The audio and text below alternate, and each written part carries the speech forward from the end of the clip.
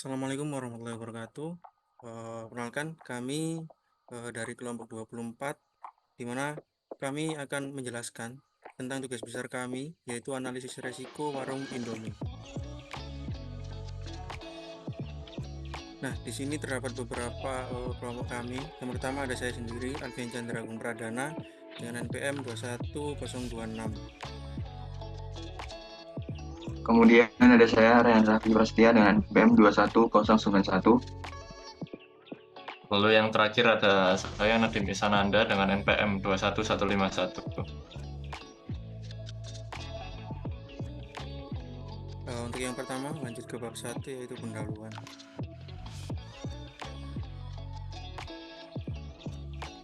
Nah, di sebuah bisnis tidak pernah lepas nih dari faktor resiko yang dapat membuatnya tidak dapat berjalan sesuai dengan rencana. Nah, bahan baku merupakan faktor utama dalam sebuah bisnis untuk menunjang kelancaran prosesnya, baik dalam bisnis besar maupun bisnis kecil. Yang harus diperhatikan dalam hal ini supaya bahan baku yang dibutuhkan haruslah tersedia sehingga bisa menjamin kelancaran bisnis. Akan tetapi haruslah jumlah persediaan jangan terlalu besar supaya modal yang tertanam itu tidak besar. Untuk itu langkah pengendalian atas ketersediaan bahan baku sangat penting karena kegiatan ini membantu agar tercapainya tingkat efisiensi penggunaan dalam persediaan. Nah, tujuan dari penelitian ini yaitu untuk mengidentifikasi resiko, mengetahui jumlah ukuran pemesanan yang ekonomis, dan mengetahui kapan waktu pemesanan pembuatan harus dilakukan pada bisnis UMKM Warmindo Sukar Pak dengan pendekatan yaitu metode FMEA atau Failure Mode and Effect Analysis dan juga Economic Order Quantity atau EOQ.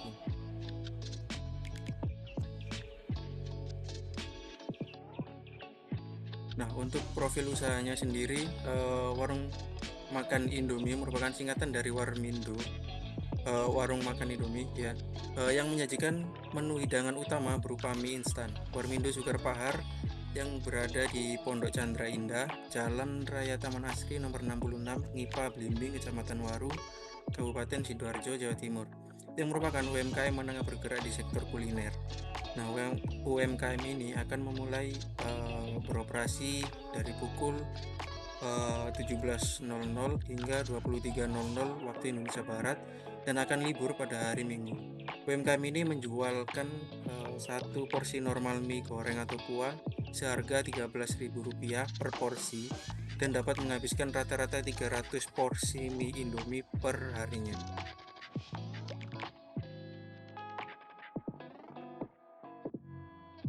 Nah, di sini juga terdapat hasil survei dan observasi kami di Warmindo, Sugar Pahar, di mana lokasinya sendiri seperti yang sudah saya jelaskan tadi. Kemudian untuk 3 kegiatan ini yang sudah kami lakukan ada 3. Yang pertama ada menjelaskan tujuan serta meminta izin untuk menjadikan usahanya sebagai objek penelitian.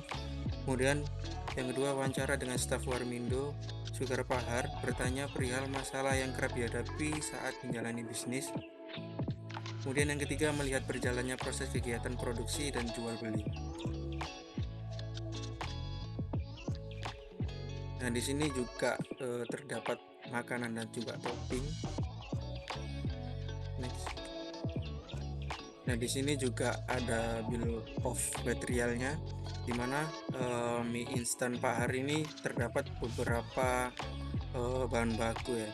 Yang pertama ada Indomie, di mana Indomie tersebut dibagi menjadi 2, goreng ataupun kuah. Kemudian toppingnya juga ada kornet dan sosis, kemudian ada telur, sayur juga ada sawi dan bawang goreng, kemudian ada bumbu original. Kemudian lanjut ke bab 2 yaitu identifikasi resiko, di mana di sini terdapat 3 ya. Yang pertama ada bahan baku, yaitu fluktuasi harga bahan baku, kemudian ketersediaan bahan baku dan juga kualitas bahan baku. Kemudian di sektor persaingan ada harga, kemudian kurangnya koneksi dan relasi. Kemudian selanjutnya di sektor area atau fasilitas yaitu kapasitas tempat terbatas.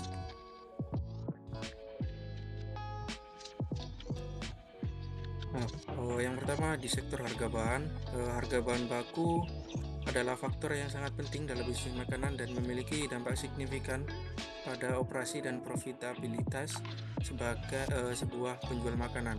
Nah, seringkali para UMKM keberatan mengenai harga bahan yang sering terjadi kenaikan harga pada waktu tertentu. Inflasi harga bahan baku adalah tantangan yang nyata bagi banyak bisnis, termasuk warung makan Warmindo. Mereka terus berupaya beradaptasi dengan situasi ini untuk menjaga kelangsungan usaha dan memuaskan pelanggan mereka.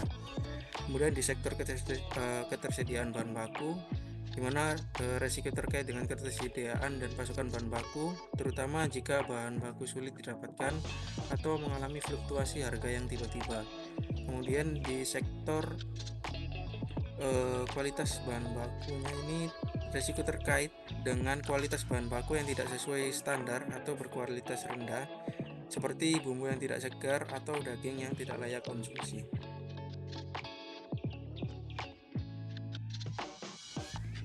Lanjut ke persaingan di sektor koneksi dan relasi. Nah, dari hasil wawancara kami dengan pemilik bahwa UMKM Warmindo ini belum menyediakan channel atau mitra dengan Gojek, Grab, dan juga Shopee. Kemudian di harga, berdasarkan hasil survei lapangan dan wawancara kami, harga ditawarkan dari UMKM Warmindo Pak Hari tersebut berada di kisaran netting Rp13.000 untuk tambahan telur sampai kisaran Rp15.000 untuk porsi paket tambah topping. Jika melihat pesaing, mengingat juga yang ditawarkan hampir sama, untuk rentang harga Rp12.000 untuk telur hingga Rp16.000 untuk paket topping lengkap. Nah, di sini juga terdapat di sektor area atau juga lokasi, di mana di sini terdapat kapasitas tempat terbatas.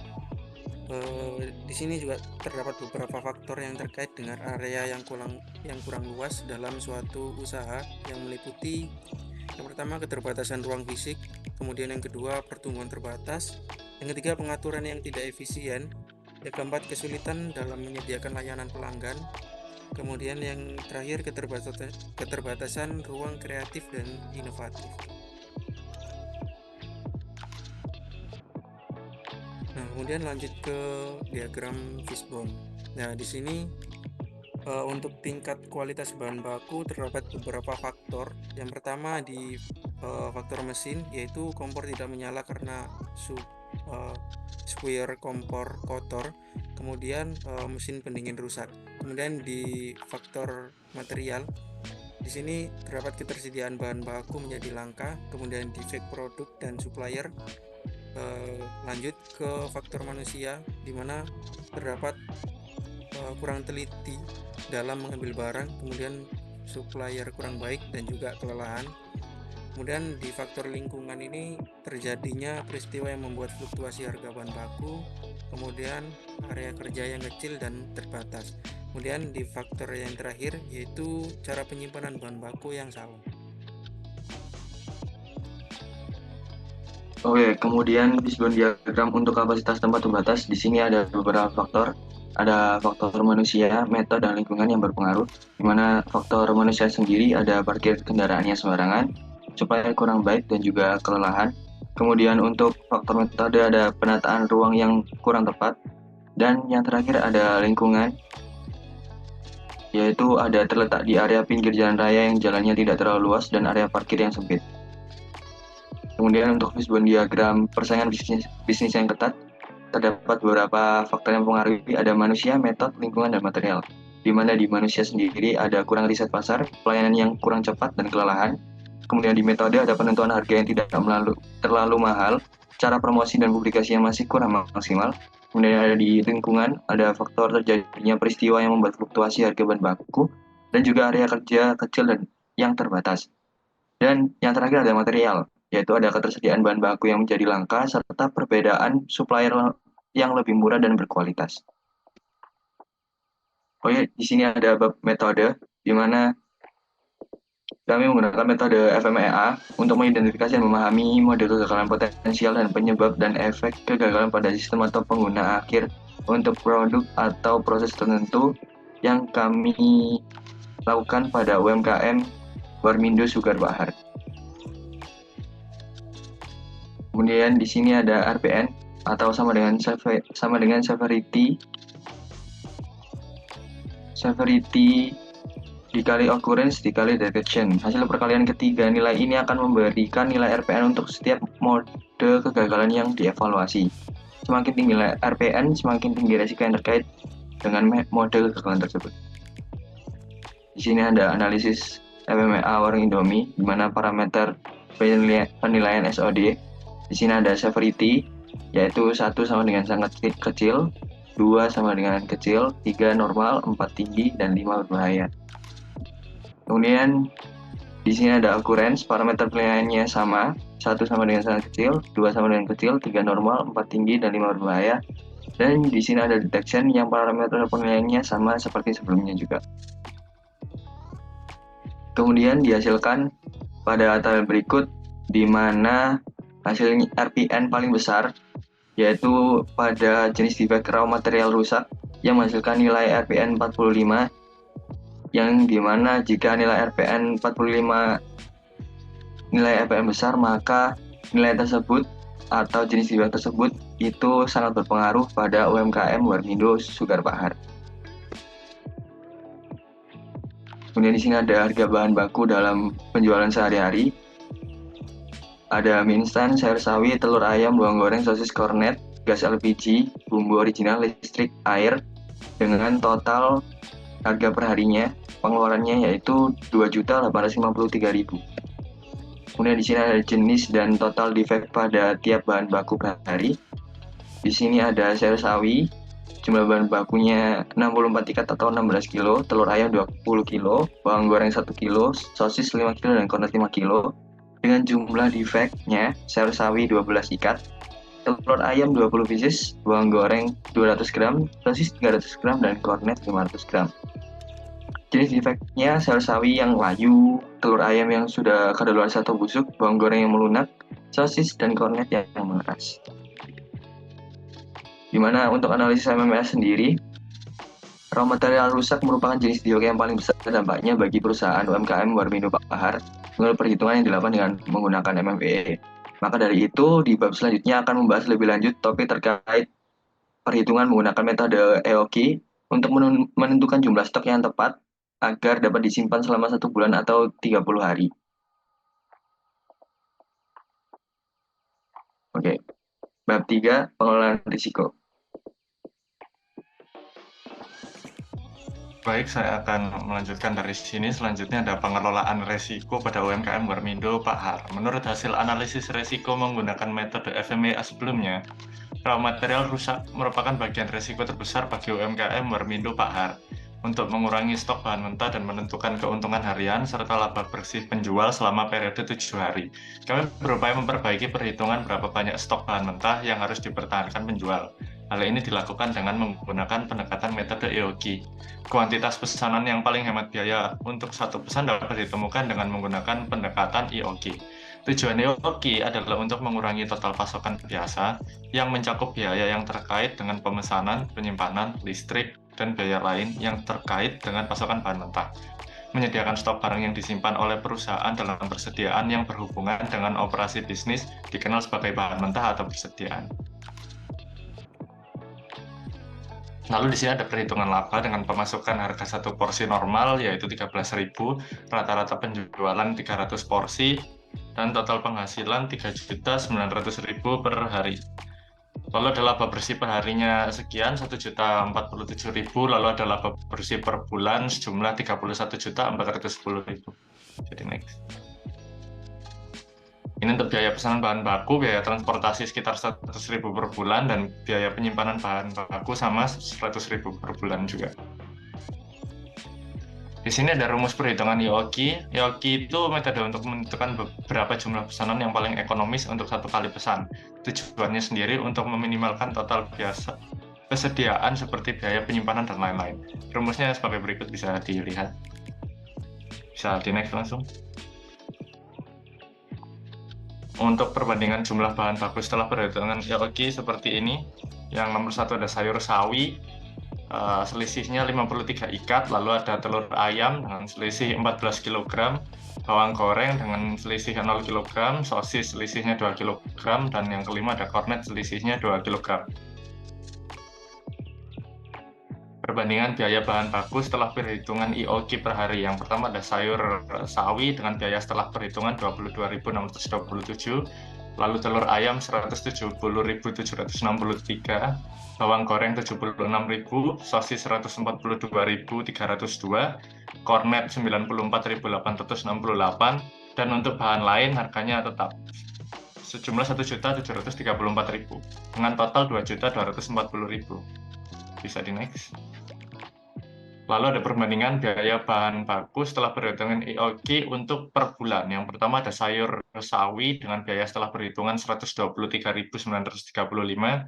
Yang kedua ada bahan telur ayam 935.307. Yang ketiga ada bawang goreng dengan selisih 588.693. Lalu ada sosis 779.423. Untuk kornet 519.615. Dan total bahan lainnya dengan harga tetap sejumlah 45.084.000 dengan total keseluruhan 48.030.974. Di sini ada perbandingan total biaya yang dikeluarkan dalam satu bulan. Yang pertama ada biaya pemesanan bahan baku yang setelah perhitungan IOQ 100.000, biaya penyimpanan bahan baku jika tetap 100.000, biaya pembelian bahan baku 588.693 dengan total semuanya 48.030.974 dengan selisih 26.147.026. Di sini ada frekuensi pemesanan dalam satu periode seperti pada gambar bisa dilihat. Bisa di next langsung. Untuk bab selanjutnya ada penerapan manajemen risiko. Nah, berdasarkan dari hasil perhitungan jumlah bahan baku dengan menggunakan metode IOQ didapatkan hasil sebagai berikut, yaitu seperti yang sudah saya jelaskan tadi. Lalu sehingga didapatkan perbandingan harga sebelum dan sesudah menggunakan IOQ, yaitu total harga bahan baku sebelum dilakukan perhitungan IOQ yaitu sebesar 74 juta, dan sesudah menggunakan perhitungan IOQ menjadi sebesar 48 juta. Dari hasil perhitungan juga didapatkan IOQ total adalah 9,7. Frekuensi pemesanan satu periode adalah 4,8 kali, dan waktu pemesanan untuk stok dalam satu bulan tidak dapat dilakukan secara full atau hanya dipesan 1/5 dari total stok yang diperlukan, karena juga melihat dari segi expired bahan baku yang ada. Dari perbandingan yang didapatkan, maka dapat dikatakan bisa menyelesaikan permasalahan dari stok bahan baku berlebihan, sehingga penyimpanan dilakukan secara optimal untuk berjualan tiap satu bulan dan mengurangi biaya dalam melakukan pemesanan, penyimpanan, dan pembelian bahan baku dari UMKM Warmindo Bahar. Jadi next. Lalu untuk bab 5, di sini ada monitoring, manajemen risiko yang terkait dengan UMKM Warmindo Bahar telah dikurangi secara efektif dengan menerapkan analisis yang disarankan sesuai dengan manajemen risiko yang disebutkan di atas. Permasalahan yang terjadi di UMKM Warmindo Bahar dapat diatasi dengan mengikuti prosedur yang telah dijelaskan sebelumnya.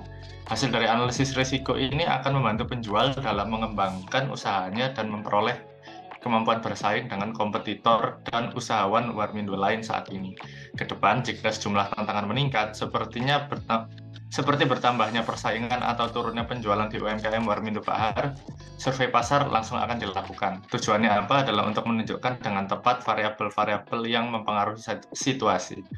Tentu saja penjual akan mengambil tindakan sesuai dengan temuan survei dan mempertimbangkan tindakan terbaik untuk mempertahankan keunggulan kompetitif dan status mereka sebagai favorit publik.